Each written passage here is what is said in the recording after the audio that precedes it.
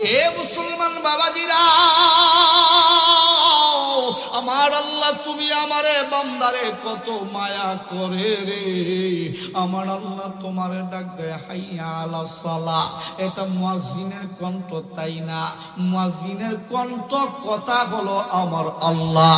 এরপরও বান্দা ঘুম থেকে ওঠে না। আমার আল্লাহ আবার ডাক দেয় হাইয়া আলাল ফালাহ। এ বান্দা কল্যাণের জন্য আয়। এরপরও বান্দাটা ঘুম থেকে ওঠে না। মুয়াজ্জিন আবারও ডাক দেয় আসসালাতু খায়রুম মিনান নাওম। এ বান্দা ঘুমেছে, নামাজ ভালো আয়। এরপরও বান্দাটা বন্ধু ঘুম থেকে ওঠে না।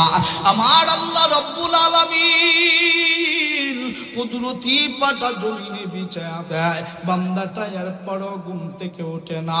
10টা 11টা পর্যন্ত ঘুমাইল। বান্দাটা ঘুমাইতে সময় পার কইরা দিল। বান্দাটারে ব্যাপারে ফেরেশতারা আল্লাহর কাছে বিচার দিত, আল্লাহ আপনার বান্দা তো ঘুম থেকে উঠলো না, আপনার বান্দা ফজরের নামাজ পড়ে নাই। আমার আল্লাহ রব্বুল আলামিন ডাক দিয়া কয় জোহরে আসবে। বান্দাটা জোহরের সময়ও যায় না। আমার আল্লাহ রব্বুল আলামিন আসরে ডাক